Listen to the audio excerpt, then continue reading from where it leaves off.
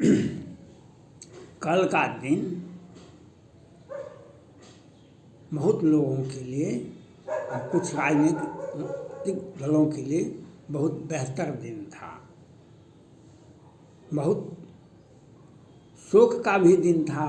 कुछ जब मिल जाए गुलाब का फूल कोई हसीन चेहरों में तो आपका बल्ले बल्ले, कहीं सूर्पनखा जैसे मिल जाए तो तेरा कालिया नाश ही होगा। ये बात होता है। कल भाजपा ने, केंद्रीय नेतृत्व भाजपा ने सर्वसम्मति से फैसला किया कि आगे किसी भी परिस्थितियाँ जो भी हो, लेकिन बिहार के मुख्यमंत्री नीतीश कुमार की राजनीतिक पार्टी जदयू से कोई भविष्य में समझौता नहीं होगा। कोई भी राजनीतिक ठगबंधन गठबंधन नहीं होगा। यह बात भाजपा के शीर्ष नेता ने फैसला ले लिए। बिहार के जदयू के राष्ट्रीय अध्यक्ष ललन सिंह तो पहले कहते थे, 2 महीना पहले भी, प्रधानमंत्री के सबसे योग्य उम्मीदवार हैं, 24 के प्रधानमंत्री के उम्मीदवार तेजस्वी प्रसाद यादव जी भी कहते हैं नीतीश कुमार 24 के सबसे प्रबल दावेदार हैं प्रधानमंत्री के। लेकिन जैसे ही भाजपा ने ये घोषणा की जो नीतीश कुमार जी की पार्टी से कोई भविष्य में कोई भी गठबंधन नहीं होगा, तो ललन सिंह जदयू के राष्ट्रीय अध्यक्ष का बयान बदल गया। कहा कि नहीं, प्रधानमंत्री के सभी गुण, जो प्रधानमंत्री में गुण होना चाहिए, वे सभी योग्यताएं पूरा करता है नीतीश कुमार जी, लेकिन ये प्रधानमंत्री को उम्मीदवार नहीं होंगे 24 में। मालूम पड़ता है कि 50-25 वैकेंसी है।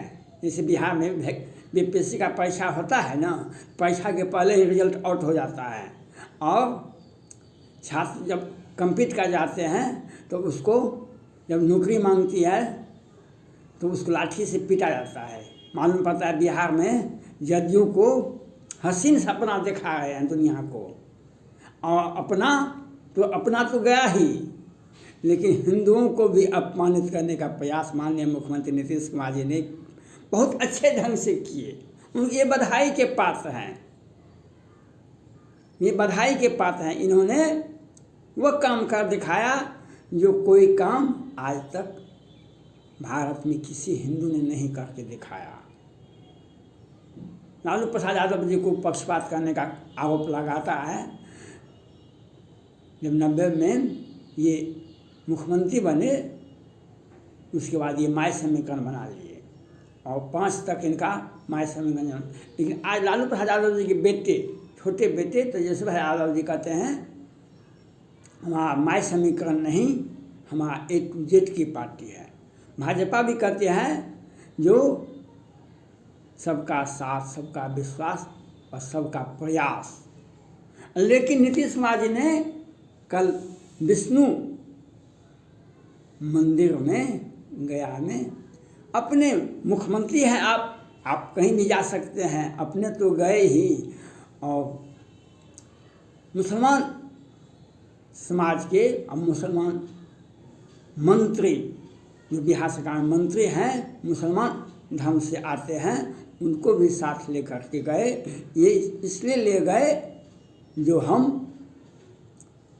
हिंदू समाज को अपमानित करने का इससे बेहतर प्रयास क्या होगा, क्या प्रयास होगा अच्छा से।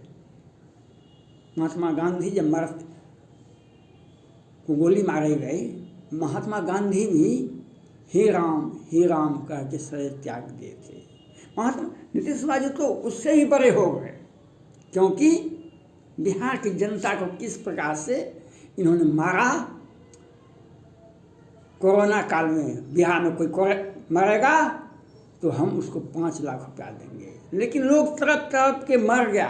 पटना हाई कोर्ट के मुख्य 2 2 सदस्य खंडपीठ जिसे मुख्य न्यायाधीश भी थे, वे पूछते रह गए बिहार में कोरोना से मरने वालों की संख्या बताइए, हमने बताएंगे। कभी 400, कभी 600, कभी 900। और बिहार में कोरोना से मरने वालों को आज भी कफन भी नसीब नहीं हुआ, और 4 लाख रुपया देने का बात करें। जनता का विश्वास, हम महात्मा गांधी 2 अक्टूबर को महात्मा गांधी के जन्मदिन पर ये घोषणा किए थे कि हम शराबबंदी लागू करेंगे, और पटना हाईकोर्ट ने कहा प्रशासन और पुलिस मिलकर के शराब बेची है। प्रशासन ने और पुलिस मिलकर के शराब बेची है बिहार में, और सैकड़ों नहीं हजारों लोग, गरीब बेबस लाचार व्यक्ति जहरीली शराब से मर गया। और उससे भी कम हुआ, उससे भी काम नहीं चला, तो बालू पर प्रतिबंध लगाया, और बालू से गरीब बेबस मजदूर आदमी मजदूरी नहीं करे उसको तरपाया।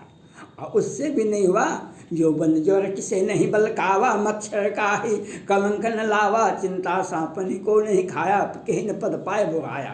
पद पाने से पहले वे लोग बुरा जाते हैं। मुजफ्फरपुर बालिका गृहकांड इन्हीं के सौजन्य से हुआ, यही बिहार के मुख्यमंत्री जी के सौजन्य से हुआ।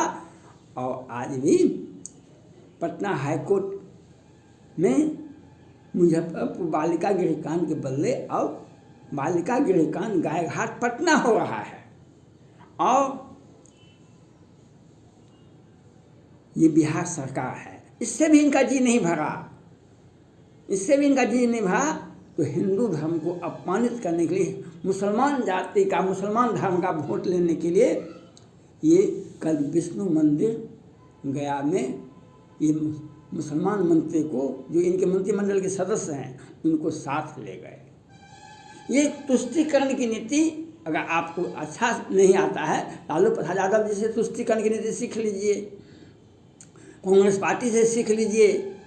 75 वर्षों के इतिहास में आज़ादी का 75वां वर्ष बीत गया, 60 वर्ष तक कांग्रेस पार्टी की सरकार एक छत्र रही है केंद्र में।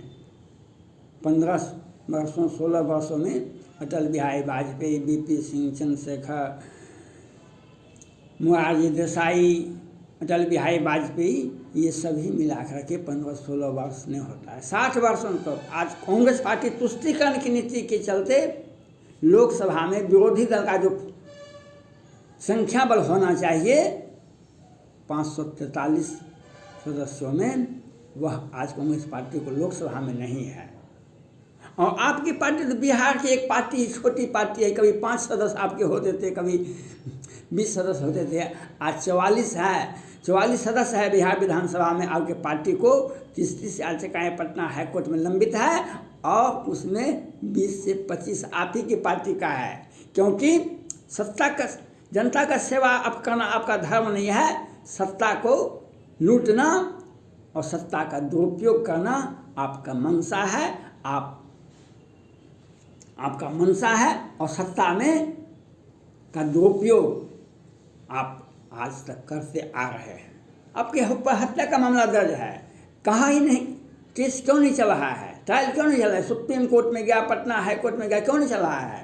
तो सत्ता में बैठने के लिए 1989 में आपने हत्या का मामला दर्ज हुआ, तो लालू प्रसाद यादव जी सत्ता में आए तो आप भैया भैया कहने लगे। जब केंद्र में भाजपा की सरकार आई तो आप उनके गठबंधन में चले गए। जब लालू प्रसाद यादव जी, राजद और जदयू का गठबंधन टूटा 17 में, तब मामला आपके ऊपर प्रकाश में आया, जो आपने सीताराम सिंह की हत्या दिन को उजाले में की थी। आपके साथ और लोग थे, लेकिन बहुत लोग नहीं थे।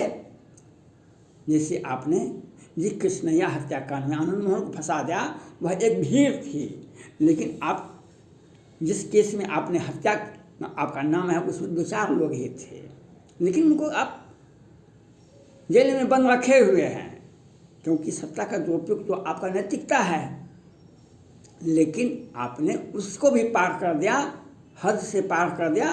14 में कार्तिकेय सिंह अपहरण करते हैं, और आप कहते हैं हम नहीं जानते थे, क्योंकि आप उस दिन से 16 वर्षों से लगातार सत्ता में बैठे हुए हैं, और गृह मंत्री भी आप ही के पास में है, गृह मंत्री भी आप ही के पास में है, मुख्यमंत्री भी आप ही हैं। लेकिन आप, क्योंकि राज अपने लोगों को कैसे बदल, जैसे सृजन घोटाला में सृजन घोटाला कैसे करते थे?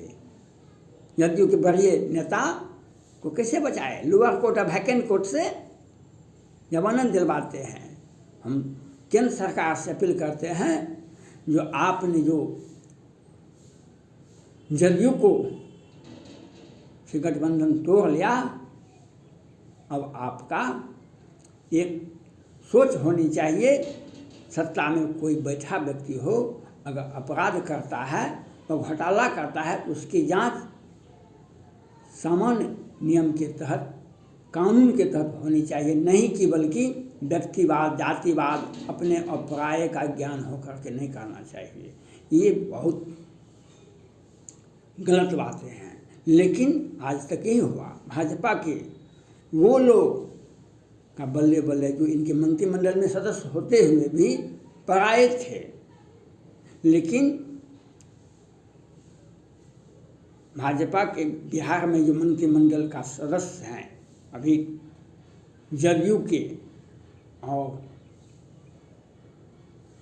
पहले भाजपा के मंत्री हुआ करते थे, मंगल पांडे जी और सुशील मोदी जी और बहुत सारे लोग, सभी ने घोटाला दर घोटाला किया।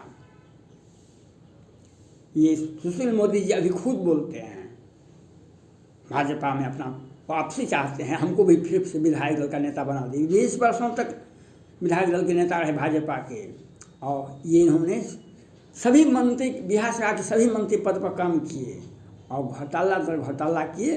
इतना ही नहीं, सृजन घोटाला में तो इनकी चचेरी बहन रेखा मोदी भी रही, ये भी घोटाला किए। मुख्यमंत्री जी तो घोटाला के आकंठ डूबे हुए हैं। हम केंद्र सरकार से मांग करते हैं, एक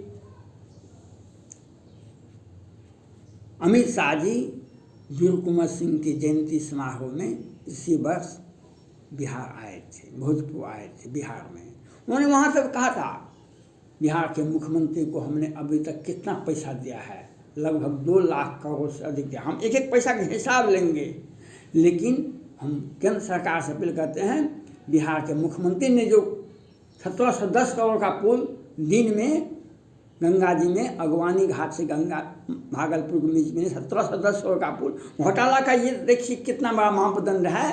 1710 करोड़ का पुल दिन में खा जाते हैं, और ये नैतिकता की बात करते हैं, और हिंदुओं को अपमानित करने के लिए अपने साथ अपने पितर को पानी देने के लिए जाते हैं। तो बिहार में दूसरे धर्म के लोगों को, मंत्रियों को ले जाते हैं जो हिंदू धर्म का अपमानित हो। सत्ता में बने रहने के लिए इनका नैतिकता, इनका मापदंड, इनके समाज से मैं पूछना चाहता हूँ, इनसे आप बताइए, क्योंकि अगर हमने कुछ बोला तो हमें ऊपर तो बहुत सारा कार्रवाई होगा। लेकिन अपने लोग इन्हें समझाएंगे, आपने हिंदुओं का अपमान किया, हिंदू जाति का अपमान किया, और आप जो तुष्टीकरण की नीति अपनाए हुए हैं वह फलने फूलने वाला नहीं है। आपके जैसे जैसे बहुत सारे नेता बिहार में आए गए, आपका अवसान होगा, और आपका अंजाम क्या होगा खुदा जाने।